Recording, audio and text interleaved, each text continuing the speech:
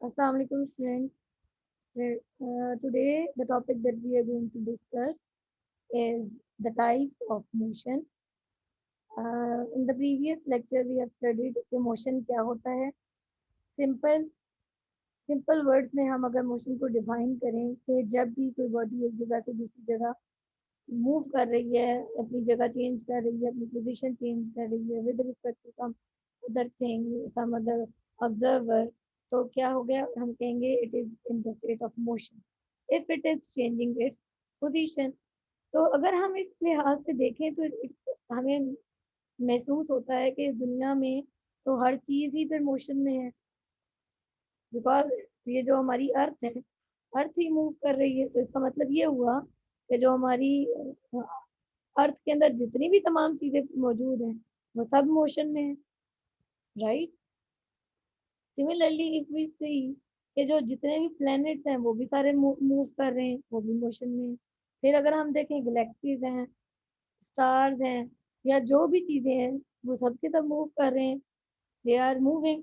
तो हम अगर अपनी ही कायनात के बारे में देखें, like if we talk about the earth और विद इन द अर्थ अगर हम देखें, तो जो बॉडीज हमारे लिए रेस्ट पे हैं वो किसी और बॉडी के लिए वो सेम टाइम पे मोशन में हो जाती है। जैसे कल मैंने आपको एलियन की एग्जांपल दी थी, एलियन के अकॉर्डिंगली बिकॉज अर्थ मूव कर रही है, इसका मतलब ये हुआ कि उसके अंदर जितनी भी चीजें हैं वो सब मूव कर रही हैं। तो जैसे ही हम चांद पे चले जाते हैं, लेट्स सपोज कि हम चले जाते हैं चांद पे, अभी तो हम लोगों को लग रहा है कि हम स्टिल हैं, हमारी अर्थ मूव नहीं कर रही, हमें ऐसा ही महसूस होता है ना।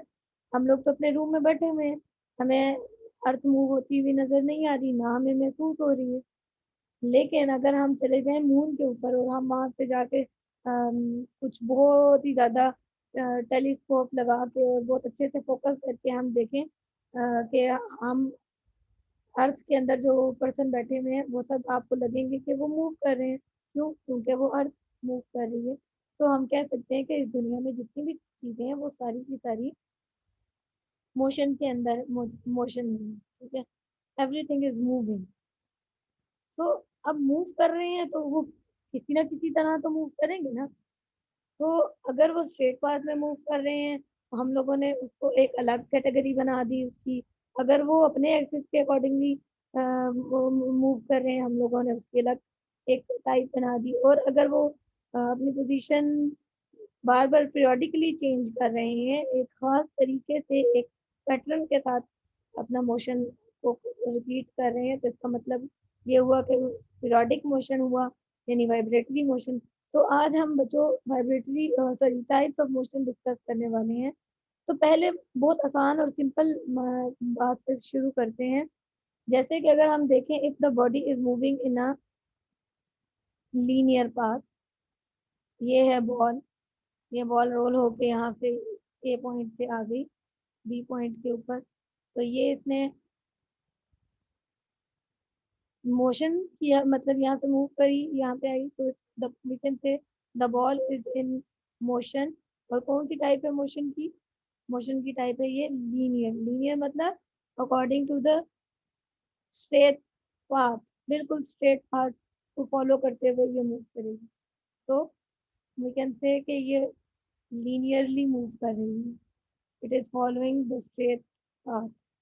तो एक टाइप होगी लीनियर मोशन। अब अगर देखें ये बॉल या कोई एक बटरफ्लाई, या अगर कोई भी मॉलिक्यूल्स मैं लेती हूँ, एक ग्लास ऑफ वाटर मैं कंसीडर करती हूँ, इस ग्लास ऑफ वाटर के अंदर जितने भी सारे के सारे मॉलिक्यूल्स हैं, दे आर मूविंग। अभी अभी वी कांट से कि ये जो मॉलिक्यूल्स हैं वो स्ट्रेट पाथ में चल रहे हैं, नो। इसका मोशन तो बहुत टोटली डिफरेंट है। तो इसका मतलब ये हुआ कि ये इसका अपनी मर्जी है मॉलिक्यूल की कि वो कहीं पे भी मूव कर सकता है।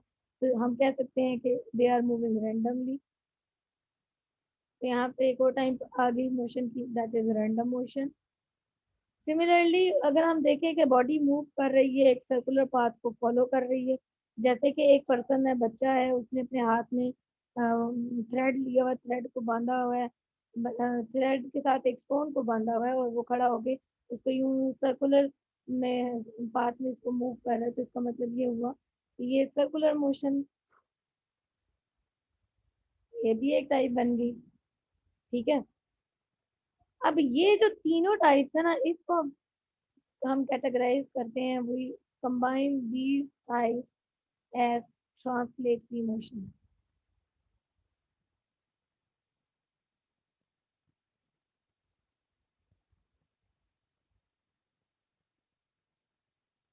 अभी ट्रांसलेटरी मोशन में अगर देखा जाए तो देयर इज नो एक्सिस, कोई एक्सिस नहीं है जिसके अकॉर्डिंगली वो मूव कर रही है। हाँ, सर्कुलर मोशन में हम एक पॉइंट होता है जो फिक्स पॉइंट होता है जिसके अबाउट वो मूव कर रही होती है, लेकिन उसकी एक्सिस पे मूव नहीं करती। लीनियर का मतलब स्ट्रेट पाथ में मूव कर रही है, रैंडम का मतलब कि जहाँ उसका दिल कर रहा है, जैसे मोशन ऑफ ए बी। मक्खी को देखा है ना आपने, उसका जहाँ दिल करता है वो वहां वहां पे मूव करती है। ठीक है, और सर्कुलर मोशन हम कह सकते हैं जैसे कि thread, stone attached with a thread.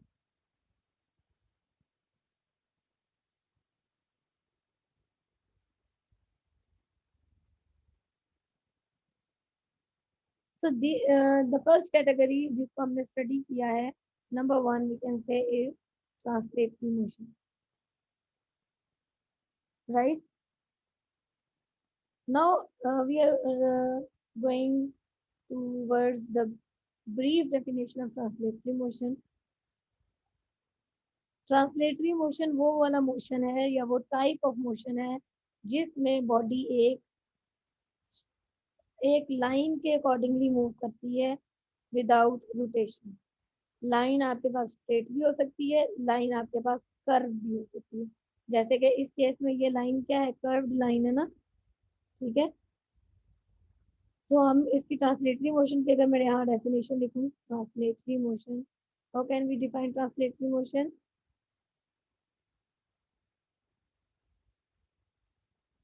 ये क्या होगा, body moves, body move along a line, and second main important thing is without rotation।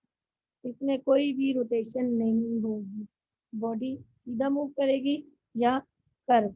मैं यहाँ पे ये भी लिख देती हूँ कि ये या तो ये स्ट्रेट पाथ को फॉलो करेगी या फिर ये कर्व पाथ को फॉलो करेगी।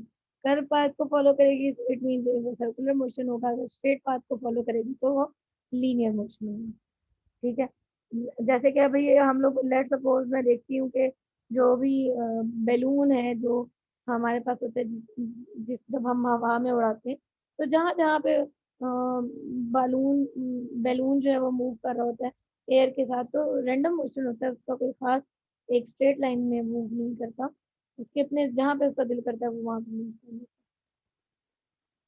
लीनियर मोशन में बॉडी लीनियर पाथ को फॉलो करती है, सर्कुलर मोशन में बॉडी जो है सर्कुलर पाथ को मूव कर सर्कुलर पाथ को फॉलो करती है। रैंडम मोशन में बॉडी किसी भी पाथ को फॉलो नहीं कर रही होती, वो इरेगुलर जिग जैग मोशन होती है। तो हमने यहाँ पे तक डिस्कस कर लिया ट्रांसलेटरी मोशन को। नाउ हम देखते हैं कि रोटेटरी मोशन क्या होता है। सेकेंड टाइप जो हम लोगों ने डिस्कस की थी, that is rotatory motion.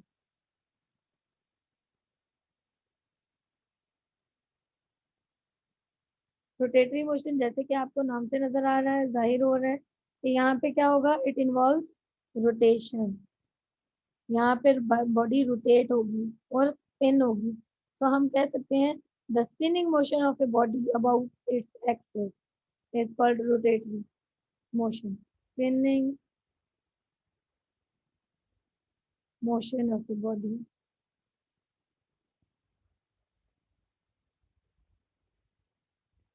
About its axis, this is very important कि उसके पास उसका अपना एक्सिस मौजूद है, अपने एक्सिस के गिर्द रोटेट करेगी about its axis. So this is called rotatory motion.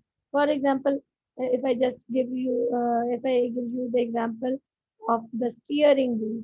Steering wheel में जैसे गाड़ी हम चलाते हैं तो वो हमारे पास स्टीयरिंग व्हील होता है, तो वो हम उसे रोटेट कर रहे होते हैं और सेंटर पॉइंट उसका फिक्स होता है। ठीक है, जैसे कि हमारे पास है फैन, फैन के भी पंखा भी ये जो है उसका वो भी फिक्स हुआ हुआ है और उसके आगे यहाँ पे अगर मैं ये समझ लें ये 3 बार बना देती हूँ, तो ये यहाँ पे फिक्स हुआ है और 3 उसके साइड में। तो ये जो फिक्स है इसका मतलब है ये एक्सिस है और इसके गिर्द अगर ये मूव करता है तो ये रोटेट कर रहा है। ठीक है। सिमिलरली अगर मैं वो उसको स्पिनिंग टॉप मतलब लट्टू लट्टू को घुमाएं, अगर हम उसको हम थोड़ा सा ऐसे रोटेट करें तो उसकी भी हमें पता है कि एक टिप होती है जिसके अबाउट वो मूव करता है, और इसके नीचे ये कुछ इस टाइप का होता है।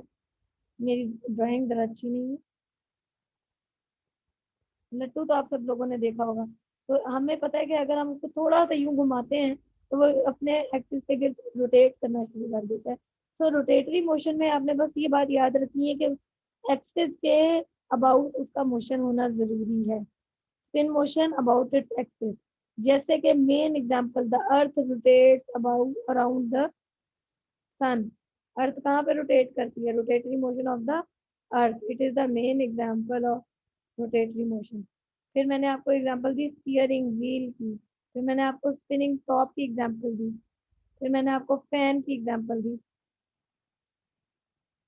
और अगर हम देखें जो हमारे बाइसिकल व्हील है, बाइसाइकिल व्हील या और मोटरसाइकिल व्हील, वो व्हील भी तो मूव कर रहा होता है ना, ऐसे रोटेट कर रहा होता है। क्यों? क्योंकि जो लेट सपोज मैं ड्रॉ करूँ तो जो पहिया होता है वो ऐसा होता है, राइट, दरमियान से ऐसे अटैच होता है और इस साइड पे वो जुड़े होते हैं उसकी, लाइक अगर मैं इसको कहूँ कि ये एक व्हील है तो ये जो ये भी इस मेन एक्सिस के अबाउट ये रोटेट कर रहा है, तो हम इसको भी कह सकते हैं this is an example of rotatory motion. So number of examples we can see around us in which there is an axis about which the body is rotating. So if the body is rotating about its axis or if the body is spinning about its axis, it means that it is following rotating motion. Is that clear? Now coming towards vibratory motion. This type of motion is very different from the other two.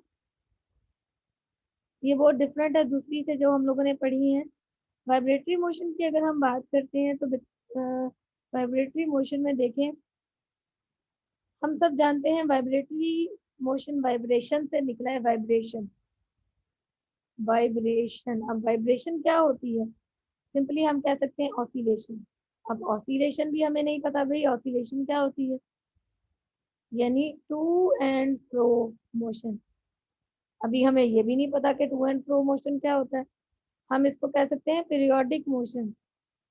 अब कोई बात थोड़ी समझ आ रही है कि periodic motion है। Periodic motion मतलब the body is repeating its motion again। अपने आप बॉडी जो है वो मूवमेंट या अपनी मोशन रिपीट कर रही है, तो रिपीटेड मूवमेंट हम इसको भी कह सकते हैं। About it's mean position. अब यहाँ पे क्या होती है? एक मीन पोजीशन होती है, एक खास पोजीशन होती है जिसके अबाउट बॉडी वाइब्रेट करती है, टू एंड फ्रो मोशन होता है। जैसे कि if I give you the example of a simple pendulum. Simple pendulum हम लोगों ने अक्सर लेबोरेटरी में हम लोगों ने देखा होता है। सिंपल पेंडुलम क्या होता है? कोई हमें लगता है कि यार ये कोई बहुत ही कोई बड़ा साइंटिफिक इंस्ट्रूमेंट है। To be very honest when I was in 9th और 10th grade I just wandered के यार ये जो सिंपल पेंडुलम है ये तो कोई अजीब और गरीब चीज होती होगी। बट कभी एक दफा इत्तेफाक ये हुआ कि मुझे मैंने एक पॉइंट पे एक कील के ऊपर एक थ्रेड बंधा हुआ था और वो थ्रेड के साथ एक बहुत मतलब इस तरह से यूं लॉन्ग सा थ्रेड था, उसके नीचे छोटी सी बॉल थी। So I came to know this is simple pendulum.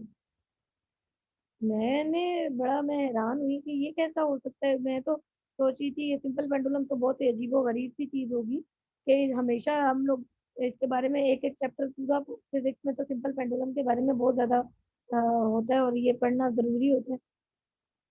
तो मुझे लगता था और मुझे नहीं अच्छा लगता था सिंपल पेंडुलम का टॉपिक। बट जब मैंने देखा ये तो कुछ भी नहीं है, बस एक खाली थ्रेड है उसके साथ एक बॉल बंधी हुई है, ये तो सिंपल पेंडुलम है। मैंने कहा ये तो भाई सिंपल है बहुत ज़्यादा। तो फिर जब मैंने उसके मोशन को देखा, अभी यहाँ से अगर मैंने लेट सपोज मैं इसकी बॉल को यहाँ से थोड़ा सा डिस्प्लेस करती हूँ, उठा के यहाँ पे ले जाती हूँ, तो क्या होता है, अब वो फिक्स तो इसी पॉइंट पे है, ठीक है। मैंने मैंने नोट किया कि वो थोड़ी ही देर यहाँ से यहाँ जाता है, फिर यहाँ से यहाँ जाता है, यहाँ से वापस आता है, वापस 2-3 वाइब्रेशन लेता है और उसके बाद वो स्टॉप कर जाता है। ये ऑब्जर्वेशन तो उसी तरह है जैसे अगर हम झूले पे बैठे हों एंड झूले तो आप सब लोगों ने बचपन में झूलों का सबको शौक होता है।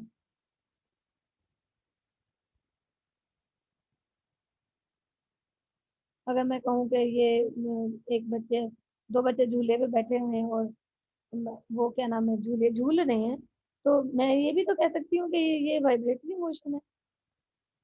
अब आप सोचेंगे ये वाइब्रेटरी मोशन कैसे है, तो वाइब्रेटरी मोशन में हम लोगों ने यही तो पढ़ा कि बॉडी एक फिक्स पोजीशन होती है, यानी एक मीन पोजीशन होती है, उसके इर्द गिर्द मूव कर रही होती है, और उस मीन पोजीशन के अबाउट अब झूला कैसे मूव कर रहा है, फॉरवर्ड बैकवर्ड यानी आगे पीछे मूव कर रहा है। तो इसका मतलब ये हुआ कि मीन पोजीशन के अराउंड उसकी मूवमेंट है। इस केस में मीन पोजीशन कौन सी थी, ये मीन पोजीशन थी। कभी बॉडी इस साइड पे जा रही थी, कभी इस साइड पे जा रही थी। सिमिलरली अगर मैं आपको एग्जांपल दूं एक स्प्रिंग मैथ की सिस्टम की, एक आप स्प्रिंग लें और साथ में कुछ मैथ अटैच कर दें, थोड़ी देर बाद आप इस मैथ को यहाँ से डिस्प्लेस करके इसकी चेंज कर देते हैं इसकी position. I am sorry, math को इंक्रीज नहीं करना, उसकी डिस्टेंस आपने उसको स्ट्रेच करना है, थोड़ा सा फोर्स अप्लाई करनी है। तो जब मैं मैथ के स्प्रिंग के ऊपर साथ कोई फोर्स लगाती हूँ, तो जाहिर सी बात है वो एलोंगेट हो जाता है, बढ़ जाता है।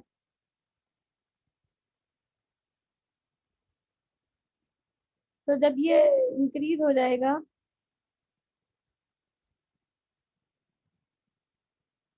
अब अगर मैं यहाँ से डिस्प्लेस करूँ मैथ को, यानी जो हम सॉरी फोर्स को रिमूव करूँ, जब मैं फोर्स को रिमूव करूंगी तो मेरे पास क्या होगा, ये मैथ वापस आएगा किसकी तरफ, अपनी मीन पोजीशन की तरफ। लेकिन ये मीन पोजीशन की तरफ रुकता नहीं, ये उससे आगे चला जाता है, फिर इस तरह 2-3 दफा ये ऐसे मूव करता है और वापस आकर मीन पोजीशन पे स्टॉप हो जाता है। So this is also a type of vibratory motion. ये स्प्रिंग मैथ सिस्टम में भी वाइब्रेटरी मोशन हो रही है। इसी तरह अगर हम देखें कि सी सॉ, सी सॉ आप लोगों ने देखा होगा और बहुत सारे बच्चों ने झूले भी लिए होंगे। मैंने झूले लेने से ज्यादा उस झूले से मैं गिरी हूँ नीचे। इस सी सॉ से तो कम, लेकिन जो दूसरा वाला झूला होता है उससे तो बहुत दफा नीचे गिरे। सी सॉ में अगर हम देखें तो उसमें भी अप एंड डाउन होता है मोशन, एक किसके अकॉर्डिंगली, एक दरमियान में एक पोजीशन होती है, जैसे हम लेट्स सपोज मीन पोजीशन कहते हैं। तो ये यहाँ एक बच्चा बैठा होता है, एक बच्चा यहाँ बैठा होता है, तो ये ऊपर नीचे मूव कर रहा होता है, तो ये भी वाइब्रेटरी मोशन की एग्जांपल है। तो number of examples we can give about all the types of motion. So these you can also add some more examples about different types of motion. अपने इर्द गिर्द कोई भी बॉडी आपके सामने मूव करती हुई आपको नजर आती है, तो आपको चाहिए कि आप सोचो कि ये किस टाइप ऑफ मोशन है, ये किस कैटेगरी में फॉल करेगी। एंड आई होप कि आपको ये टाइप्स ऑफ मोशन समझ आ गई होंगी। So that's all for today's lecture.